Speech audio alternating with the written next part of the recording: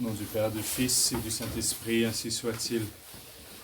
Chers amis, nous allons continuer ce soir notre étude du catéchisme. C'est très important, le catéchisme, il faut s'en souvenir toujours, puisque le catéchisme, c'est toutes les vérités de la Sainte Écriture, donc toutes les vérités qui nous ont été révélées par le bon Dieu, qu'on trouve dans la Sainte Écriture, et toutes les vérités aussi qui nous ont été enseignées par l'Église. Vous voyez, donc l'Église s'appuie sur la Sainte Écriture et la tradition pour connaître et enseigner la vérité révélée par le bon Dieu. Et pour nous, eh bien, qui faisons partie de l'Église enseignante, c'est-à-dire l'Église enseignée, l'Église enseignée, ce sont les fidèles et même les prêtres. Vous voyez, ben, nous trouvons ce que l'Église nous enseigne, premièrement, principalement, dans le catéchisme. On a un catéchisme qui est bien connu, qui est le catéchisme du Concile de Trente. Au Concile de Trente, eh bien, l'Église a voulu donner aux prêtres, le catéchisme du Concile de Trente s'adresse aux prêtres, donc les évêques réunis en concile ont voulu donner aux prêtres un catéchisme qui puisse leur servir pour enseigner dans leur paroisse la foi aux fidèles. La plupart des catéchismes modernes s'appuient, quand je dis moderne, je veux dire des derniers siècles, non pas depuis Vatican II, des derniers siècles, s'appuient sur le Concile de Trente, sur le catéchisme du Concile de Trente, ont comme source et le catéchisme du Concile de Trente. Alors, quel catéchisme devons-nous lire? Quel catéchisme devons-nous avoir? Il y en a plusieurs qui sont tout à fait approuvés par l'Église. Celui-ci doit tenir une place particulière dans notre cœur, puisque c'est le catéchisme des provinces ecclésiastiques de Québec, Montréal et Ottawa. Donc, c'est le catéchisme qui a été approuvé par les autorités ecclésiastiques de l'endroit où on vit. Il a été d'ailleurs, il a été à la base de plusieurs autres catéchismes, d'après ce que j'ai pu comprendre et lire. Le catéchisme même de Baltimore aux États-Unis serait basé sur ce petit catéchisme, ce qui n'est pas très étonnant, puisque à l'époque, bien sûr, l'influence du clergé canadien-français, l'influence en particulier de l'évêque de Québec, vous voyez, était très importante. On peut pas oublier que l'évêque de Québec était, son diocèse à l'origine, c'était l'Amérique du Nord. Vous voyez, grosso modo, c'est le plus ancien siège, c'est le plus vénérable de tous les sièges de l'Amérique du Nord. Et tous les autres diocèses se sont tranquillement détachés, ont été détachés de ce diocèse. Donc, on peut aussi, bien sûr, le catéchisme de Saint-Pédis, qui est un très bon catéchisme. Il ne s'agit pas de les comparer et surtout pas de les opposer. Et tous les catéchismes qui ont été approuvés par l'Église et par les autorités ecclésiastiques sont bons et recommandables. Le catéchisme du Concile de Trente peut être lu, ce n'est pas interdit, bien sûr, mais encore une fois, c'est un catéchisme qui s'adressait premièrement aux prêtres, aux curés de paroisse pour qu'ils puissent enseigner la foi à leurs fidèles. C'est pour ça qu'on voit dans le catéchisme du Concile de Trente souvent ces paroles: le prêtre ne manquera pas d'enseigner que ceci et cela. Alors, donc, catéchisme des provinces ecclésiastiques de Québec, Montréal et Ottawa, et on avait sauté hier les chapitres 20 et 21, qui sont des chapitres très importants, mais bien sûr, les circonstances nous ont obligés à parler un peu de la Sainte Eucharistie. Mais finissons avec la confession, le dernier chapitre sur la confession, et ensuite on va parler des indulgences. Donc, la dernière chose que veut étudier le catéchisme, c'est, maintenant qu'on a étudié un peu c'est quoi la confession, les différentes parties qui la composent, c'est-à-dire l'examen de conscience, la contrition, le ferme propos de ne plus pécher, l'accusation des péchés, comment concrètement on fait une bonne confession. Que devons-nous faire, demande le catéchisme, en entrant dans le confessionnal. En entrant dans le confessionnal, nous devons nous mettre à genoux, si on le peut, faire le signe de la croix et réciter en abrégé le Confiteor, c'est-à-dire « Je me confesse à Dieu Tout-Puissant et à vous, mon Père ». Donc, en rentrant dans le confessionnal, on fait le signe de la croix, on dit le Confiteor. Si on est tout seul à se confesser, on a pris rendez-vous avec le prêtre où il y a très peu de monde pour se confesser, la tradition, c'est de réciter le Confiteor en entier, oui. C'est-à-dire qu'on s'arrête jusqu'au mot « mea culpa ». Mea culpa, mea culpa, mea culpa. Donc, on récite la première partie du Confiteor comme on le récite à la messe. on ne doit pas faire ça s'il y a une longue file de confession, vous voyez, des dizaines de personnes qui attendent. Il faut essayer de rester le plus bref possible. Dans ce cas-là, le catéchisme dit, on récite en abrégé le Confiteor. Je me confesse à Dieu Tout-Puissant et à vous, mon Père.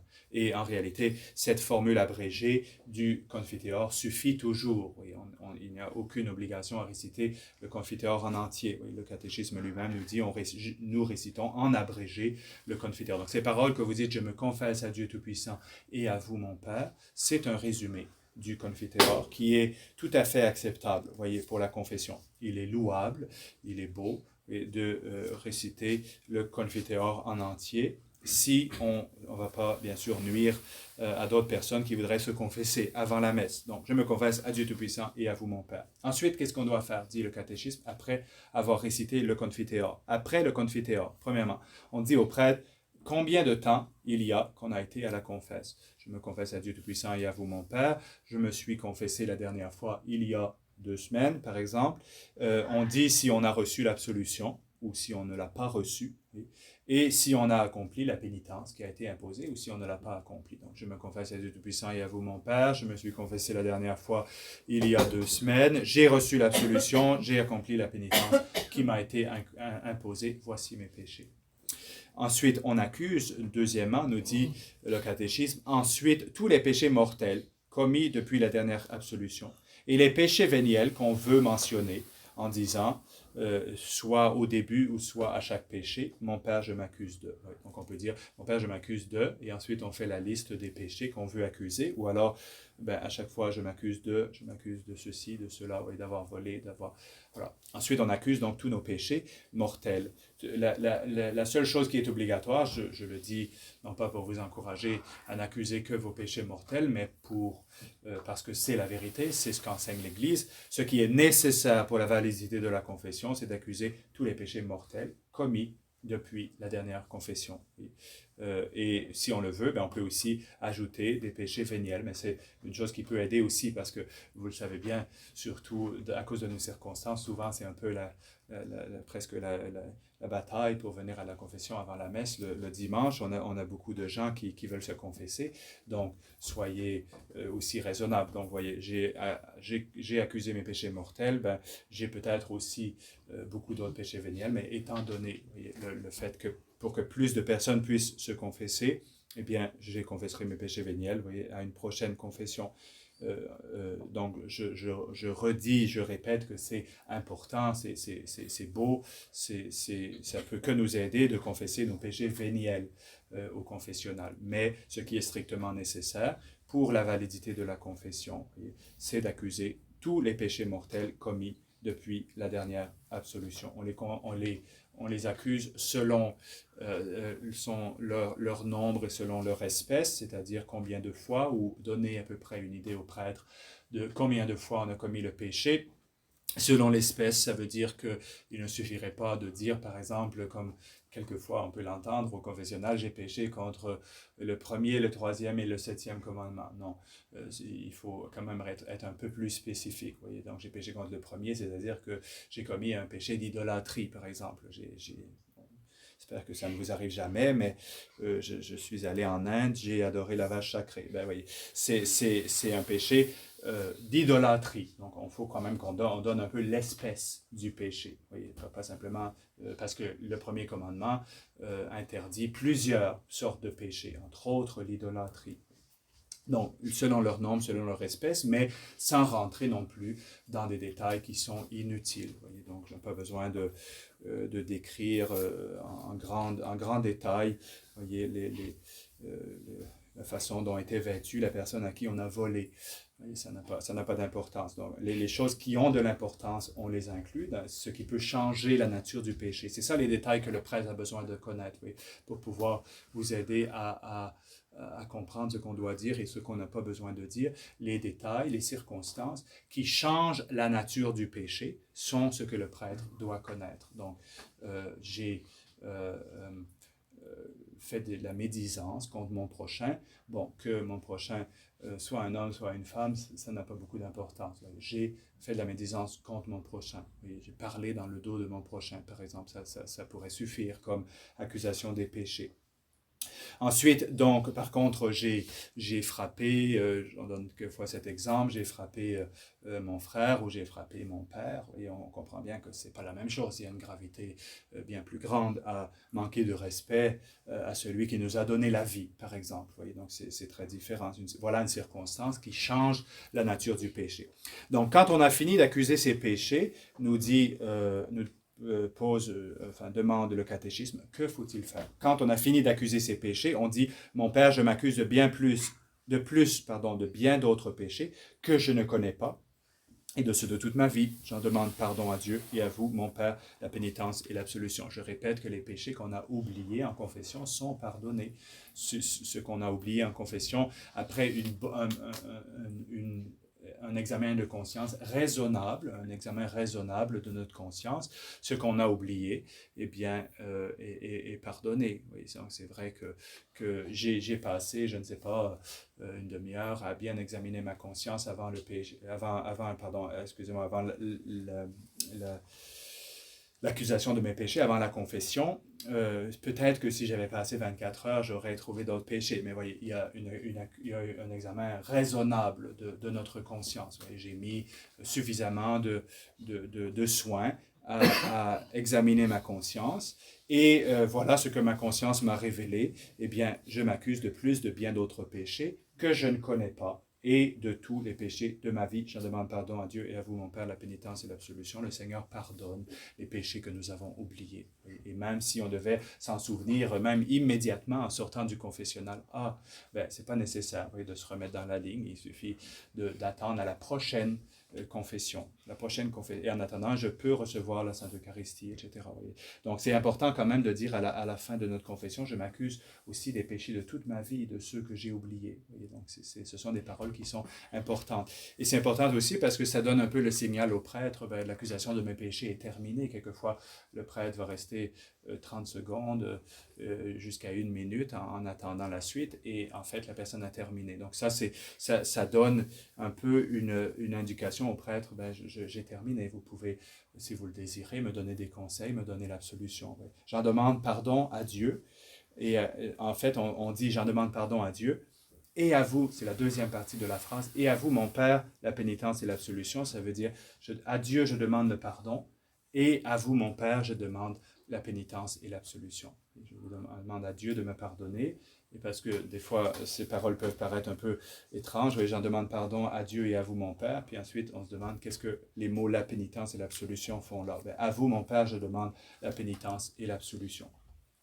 Puis, on écoute avec attention les avis que le confesseur juge à propos de nous donner. Et donc, souvent, le prêtre, encore une fois, à cause de nos circonstances, va être assez bref dans ses avis, puisque beaucoup de gens veulent se confesser, mais écoutez avec attention quand même les paroles que le prêtre veut nous donner, voyez, pour nous aider à combattre le péché.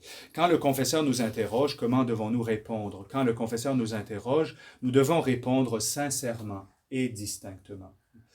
Le prêtre apprend au séminaire différentes choses, bien sûr, concernant le sacrement de la pénitence, et l'une des choses, c'est de n'interroger que lorsque c'est nécessaire. C'est pas toujours facile de venir se confesser, ça peut être difficile, ça peut être, dépendamment un peu des natures, de la nature de chacun d'entre nous.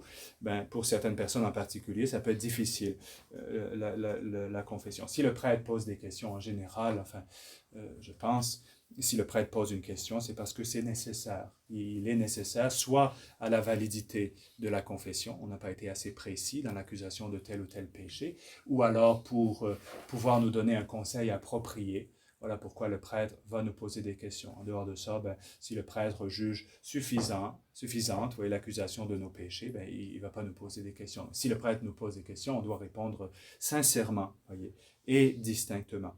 Est-il permis maintenant d'accuser de nouveau un ou plusieurs péchés qu'on a déjà accusés dans les confessions précédentes? Oui, nous dit le catéchisme, il est permis, et il est même quelquefois utile de renouveler l'accusation de certains péchés afin de s'exciter davantage à la contrition ou d'assurer la validité du sacrement. Alors, qu'est-ce que ça veut dire ça? Ça veut dire que, il n'est jamais nécessaire, vous voyez, à la validité de la confession, d'accuser des péchés qui ont déjà été accusés, qui ont déjà été pardonnés. Mais il est permis, vous voyez, et même ça peut être utile, nous dit le catéchisme, quelquefois, de revenir, d'inclure dans la confession des péchés de notre vie passée. Vous voyez. Pourquoi? Ben pour deux choses. Premièrement, pour s'exciter davantage à la contrition. C'est sûr que si je viens me confesser à chaque semaine, bon, d'habitude, j'ai pas commis les plus graves péchés qui existent sur la terre. Je peux avoir commis des péchés, bien sûr, mais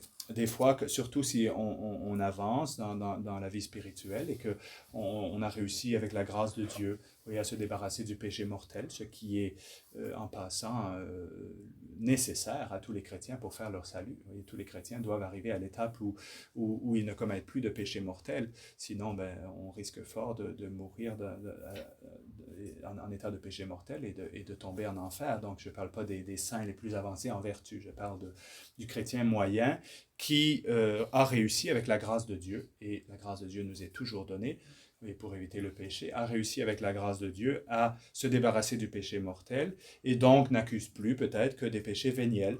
Eh bien, pour s'exciter davantage à la contrition, s'il ne sent pas dans son âme assez de contrition pour les péchés qu'il vient accuser en confession, ben tiens, je vais inclure tel ou tel péché mortel de ma vie passée qui me donne de la honte ou qui me donne du remords, voyez, pour m'aider à m'exciter davantage à la contrition. Et deuxième chose, pour assurer la validité du sacrement de pénitence, c'est que quelquefois les gens vont venir se confesser pour recevoir une indulgence. Par exemple, si l'indulgence demande qu'on se confesse dans les 8 jours avant ou après. Je veux gagner l'indulgence et en réalité, ben, je me suis confessé 9 jours avant. Ben, je retourne à la confession 8 jours avant, donc c'est-à-dire le lendemain, avant telle ou telle bonne œuvre qui va me donner l'indulgence, pour simplement pouvoir gagner l'indulgence. Et peut-être qu'entre-temps, ben, je n'ai pas commis de péché dont je me souviens. On commet toujours des péchés. Voyez, le juste pêche 7 fois le jour, dit la Sainte Écriture, le bon Dieu trouve même des péchés dans ses anges. Donc, vous voyez, c'est dur de penser qu'on n'a pas péché. Mais on n'est pas conscient de tous les péchés qu'on commet, voyez, heureusement, dans un sens. On n'est pas conscient de toutes nos fautes. Et donc, si on ne se souvient plus d'avoir commis des péchés depuis entre les 2 jours, ben, qu'est-ce qu'on va faire pour pouvoir recevoir l'absolution? Il va falloir s'accuser de péché du passé. Même d'un seul péché du passé, ça suffirait. Si le prêtre, ça peut arriver des fois que les gens viennent et disent, ben mon père, je viens me confesser parce que je veux gagner l'indulgence de telle ou telle dévotion. Mais je n'ai pas de péché à accuser depuis ma dernière confession. Bien, le prêtre va dire, prenez un péché de votre vie passée, puis accusez-le. Comme ça, je peux vous donner l'absolution et vous avez reçu le sacrement de la pénitence. Et donc, voilà ce que veut dire le catéchisme, tout simplement ici. Maintenant, que devons-nous faire pendant que le prêtre nous donne l'absolution? Pendant que le prêtre nous donne l'absolution, nous devons faire du fond du cœur un acte de contrition. Du fond de notre cœur, on prie l'acte de contrition pendant que le prêtre nous donne l'absolution. Donc le prêtre chuchote, on chuchote et les deux choses se font en même temps. Que faut-il faire après avoir reçu l'absolution? Après avoir reçu l'absolution, il faut se retirer modestement à l'écart, remercier Dieu du pardon qu'il vient d'accorder et faire sa pénitence aussitôt que possible. Donc on se retire, on prie Dieu, on remercie Dieu du pardon qu'il vient de nous accorder et on fait sa pénitence aussitôt que possible. Ne sortez pas du confessionnal puis d'aller courir tout de suite dehors. Voyez. Et il faut quand même comprendre la valeur du sacrement qu'on vient de recevoir, surtout si le bon Dieu vient de nous pardonner des péchés par lesquels on aurait mérité les feux éternels de l'enfer. Et donc, on vient juste d'être absous. Et on était comme, pendant qu'on attendait dans la ligne de confession, on était comme un condamné à mort qui en soi, aurait dû être mis à mort. Et puis, on rentre dans le confessionnal, on accuse nos fautes avec humilité, puis le bon Dieu, par un miracle de son infinie miséricorde, ben, nous donne le pardon. Il nous pardonne, nous remet toutes nos fautes comme si on n'avait pas péché. Et évidemment, qu'est-ce qu'on ferait si on était vraiment, c'est-à-dire sur la terre, condamné à mort et pardonné, ben, on ne saurait plus quoi faire pour remercier notre bienfaiteur qui nous a pardonné. Et c'est la même chose avec le bon Dieu. C'est ça qu'il faut faire avec le bon Dieu aussi. On voit des fois des gens qui reçoivent le sacrement qui tout de suite passent à d'autres activités sans avoir même un petit moment de prière. Même chose pour la communion. Je vois des fois dans la chapelle, on est en train de distribuer la communion, puis quelqu'un reçoit la communion, puis s'en va, sort de l'église, va aux toilettes, je ne sais pas quoi, des choses qui peuvent être des nécessités, mais essayez quand même de comprendre. Oui, ce n'est pas, c'est le moment de se mettre à genoux, c'est le moment de prier, et spécialement, bien sûr, après avoir reçu le sacrement de pénitence ou le sacrement de l'Eucharistie. Maintenant, on va faire le chapitre 21e, qui est rapidement, qui est un chapitre sur les indulgences. Et on va se poser la question, c'est quoi une indulgence? Une indulgence, nous dit le catéchisme, c'est la rémission totale ou partielle de la peine temporelle qui est due au péché dont on a reçu le pardon. On va essayer de faire ça brièvement, mais quand on a commis un péché grave, on a comme peine la peine qui est due au péché grave, c'est la peine éternelle, c'est-à-dire le feu éternel de l'enfer. C'est le salaire du péché, dit saint Paul, c'est la mort. Le salaire du péché, c'est la mort éternelle. Et donc, quand on va à la confession, le bon Dieu nous enlève la peine éternelle qui est due à nos péchés. Mais il nous reste, nous dit le catéchisme, une peine temporelle, c'est-à-dire une satisfaction que le bon Dieu veut qu'on accomplisse sur la terre ou dans l'autre vie, c'est-à-dire dans le purgatoire. Alors, une indulgence, c'est quoi? Ce n'est pas la rémission du péché. Ce n'est pas les indulgences qui remettent le péché. Ce qui remet le péché, c'est la confession et le sacrement de pénitence. L'indulgence, elle remet la peine temporelle qui est due au péché. Ce n'est pas la même chose. Alors, donc, une indulgence est la rémission totale ou partielle de la peine temporelle qui est due au péché dont on a reçu le pardon. Le catéchisme demande ensuite, est-ce que l'indulgence, c'est un pardon du péché ou une permission de commettre le péché? Ça, c'est les protestants qui disent ça contre nous, les catholiques. Ils disent, vous, les catholiques, vous avez les indulgences, c'est-à-dire que le prêtre ou l'évêque vous dit, ben, écoutez, je sais pas, donnez-moi un peu d'argent, puis je vais vous permettre de commettre le péché. Ben voyons, et ça n'existe pas. Vous n'avez jamais entendu ça d'un prêtre catholique. Voilà, l'indulgence n'est pas un pardon du péché ou une permission de commettre le péché. Oui. Exceptionnellement, vous avez le droit de commettre le péché. Non, l'indulgence n'est ni un pardon du péché, mais c'est la confession qui pardonne le péché, ni une permission de commettre le péché, comme le prétendent les protestants. Vous voyez, nous dit le catéchisme. Bien plus, celui qui est en état de péché mortel ne peut gagner aucune indulgence. Si je suis en état de péché mortel, je ne peux gagner ni une indulgence plénière, ni une indulgence partielle de mes péchés. Quand on est en état de péché mortel, on n'est pas dans l'état de mériter quoi que ce soit. Pour mériter, il faut être en état de grâce. Et c'est le minimum. Alors, combien y a-t-il de sortes d'indulgences? Il y a deux sortes d'indulgences, l'indulgence plénière et l'indulgence partielle. Alors, l'indulgence plénière, nous dit le catéchisme, c'est la rémission complète de la peine temporelle due au péché. Et donc, il existe des indulgences plénières comme ça qui sont données normalement par le souverain pontife ou par l'évêque du lieu, qui peuvent survivre bien sûr à la mort du souverain pontife. Le souverain pontife ne donne pas une indulgence seulement pour le temps de sa vie, mais ça continue après la mort de Pie XII, de Saint Pie X, etc. Et même chose pour l'évêque du lieu. Donc, l'indulgence plénière, c'est la rémission complète. Le pape va dire, par exemple, ben, à toutes les familles qui prient le Saint-Rosaire, c'est une des indulgences qui est donnée. Toutes les familles qui prient le Saint-Rosaire, c'est-à-dire les 5 mystères du chapelet, tous les jours en famille. Tous les jours, c'est-à-dire leur intention est de le faire tous les jours, et de fait, ils le font tous les jours. Je ne dis pas que dans le cours de leur vie, il n'y a pas pu y avoir quelques exceptions, mais leur habitude, c'est de dire tous les jours ensemble le Saint-Rosaire. Ben, ils peuvent recevoir tous les jours une rémission totale, une indulgence plénière, c'est-à-dire une rémission totale de la peine qui est due à leur péché. Et donc, ça montre combien l'Église tient à ce qu'on puisse réparer, je veux dire, faire certaines dévotions, comme par exemple le Saint Rosaire, le chapelet. Maintenant, qu'est-ce que c'est une indulgence partielle? Une indulgence partielle, c'est la rémission d'une partie de la peine temporelle qui est due au péché. Une partie seulement. C'est ce qu'on voit dans les livres. Quelquefois, on voit indulgence de 300 jours, indulgence. Et on ne sait pas trop qu'est-ce que c'est, ces choses. Oui, c'est un peu difficile à comprendre. Mais en réalité, il semblerait que ça correspond aux anciens jours de pénitence. L'Église, dans le passé, allait imposer, par exemple, 300 jours de pénitence sur un pécheur, quelqu'un qui avait commis un gros péché, pour qu'il ne commette plus le péché, pour qu'il se convertisse, tellement on avait la crainte de Dieu, la crainte de perdre le salut éternel. Comment vous avez commis tel ou tel grand péché, faites pénitence, que le bon Dieu vous pardonne. Je vais prier pour que le bon Dieu vous pardonne, mais faites 300 jours de pénitence, comme les pénitents du passé. On avait vraiment un grand sens de la pénitence. Bon, l'Église, comme on a déjà expliqué quand on a parlé de la pénitence, au fur et à mesure, devant malheureusement les péchés nombreux des chrétiens, a dû tempérer cette pénitence.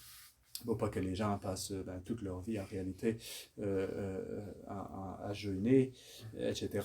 Une indulgence, elle a donné l'Église nous a donné des indulgences en puisant dans le trésor des mérites de notre Seigneur Jésus-Christ. C'est ça qu'on va voir après. Comment l'Église, au moyen des indulgences, remet-elle la peine temporelle due au péché? L'Église, au moyen des indulgences, remet la peine temporelle due au péché. Comment? En nous appliquant les mérites de Jésus-Christ et les satisfactions surabondantes de la Vierge Marie. C'est-à-dire le bon Dieu, lui, il a gagné sur la croix, et pendant sa passion et sa mort sur la croix, des mérites infinis, qui sont suffisants pour rattraper, pour réparer tous les péchés qui ont existé, existeront jusqu'à la fin du monde, ou auraient pu exister jusqu'à la fin du monde. Les mérites infinis. L'Église nous applique les mérites infinis de Jésus-Christ et les satisfactions aussi surabondantes, c'est-à-dire non pas infinies, mais extraordinairement abondantes de la Vierge Marie et des saints. Ces satisfactions surabondantes forment ce qu'on appelle le trésor spirituel de l'Église. Donc l'Église va puiser dans son trésor spirituel pour appliquer aux âmes de nous, à nos âmes, à nous pauvres pécheurs. Les saints ont fait plus que nécessaire et nous, malheureusement, souvent, on fait moins que nécessaire pour nos péchés. Alors l'Église, qui est une bonne mère, mais elle va prendre à l'enfant qui en a un peu plus, puis elle va donner à celui qui en a pas assez, pour essayer d'aider tous ces enfants à rentrer dans le ciel immédiatement après leur mort. Le purgatoire n'est pas c'est une permission de Dieu. Vous voyez, ce n'est pas le but de Dieu qu'on aille tous un bon coup au purgatoire. Non, le bon Dieu veut qu'on rentre dans le ciel immédiatement à la fin de notre vie, au moment de notre mort. Pour ça, il faut avoir fait pénitence de nos péchés. Si on ne fait pas pénitence de nos péchés, un jour, il faudra le faire, cette pénitence, vous voyez, dans le purgatoire. C'est le bon moment, d'ailleurs, pendant ce mois d'octobre qui finit, pendant le mois de novembre qui va commencer bientôt, de penser aux fins dernières. Vous voyez, ne passez pas cette saison, cette sainte saison, vous voyez, qui est les derniers dimanches après la Pentecôte. D'ailleurs, si vous lisez les textes de la messe, vous allez voir que de plus en plus, ça s'oriente vers un cri vers le Seigneur, voyez, les introïtes en particulier. Et puis, je pense que dimanche dernier, si je me souviens bien, on disait, Seigneur, tout ce qui nous arrive, tout ce qui nous est tombé dessus, voyez, tous les malheurs qui arrivent à notre vie, on les reçoit. C'est vraiment, on les a mérités. Voyez, c'est ça qu'on dit au Seigneur. Mais dans votre grande bonté, mais dans votre grande miséricorde, quand même, regardez-nous et ayez pitié de nous. Et tranquillement, on se tourne et à la fin, les textes de la messe où il parle de plus en plus des fins dernières, de la vie éternelle. Et ça correspond à la saison liturgique. Avant qu'on recommence, oui, comme une nouvelle vie, à chaque année, on recommence avec l'Avent. Juste avant Noël, vous voyez la venue de Jésus, la venue du Messie, le salut qui commence. À la fin de l'année liturgique, on regarde vers ce qu'on appelle la parousie, c'est-à-dire le retour de Jésus, la fin du monde, le retour de Jésus. Voyez, et donc, dans nos âmes, dans notre vie spirituelle, il faut faire ça aussi à la fin de l'année liturgique. Il faut regarder, voyez, penser, en fait, voyez, encore une autre année de ma vie qui est partie. Oui, jamais je reviendrai en arrière. Cette année est passée. J'ai une année de moins à vivre. sur la terre. Oui, j'ai vécu une année de plus de ma vie et j'ai une année de moins à vivre de ma vie. Donc je m'approche de mon jugement, je m'approche de la vie éternelle, de la mort, de la vie éternelle. Alors, finalement, que faut-il faire pour gagner une indulgence? Demande le catéchisme. Pour gagner une indulgence, il faut être en état de grâce, premièrement. Accomplir fidèlement les œuvres prescrites par celui qui l'accorde. Donc, si le souverain pontife a demandé que eh bien, on récite, je ne sais pas, le chapelet tous les jours en famille pour pouvoir recevoir l'indulgence plénière, ben, il faut réciter tous les jours en famille l'indulgence plénière, le chapelet, pardon, pour pouvoir recevoir l'indulgence plénière. Donc, pour gagner une indulgence, être en état de grâce et accomplir fidèlement les œuvres prescrites par celui qui l'accorde. Donc, voilà pour le sacrement de la pénitence. On a fini notre étude du sacrement de la pénitence et on a déjà commencé hier, vous voyez, la Sainte Eucharistie. Donc, à ma prochaine visite, si Dieu le veut, après la venue de l'abbé Pinault, vers la fin du mois de novembre, on va continuer à parler de la Sainte Eucharistie. On va parler des fins pour lesquelles la Sainte Eucharistie a été instituée et aussi le Saint Sacrifice de la messe. Et puis après, il nous restera à voir les petits chapitres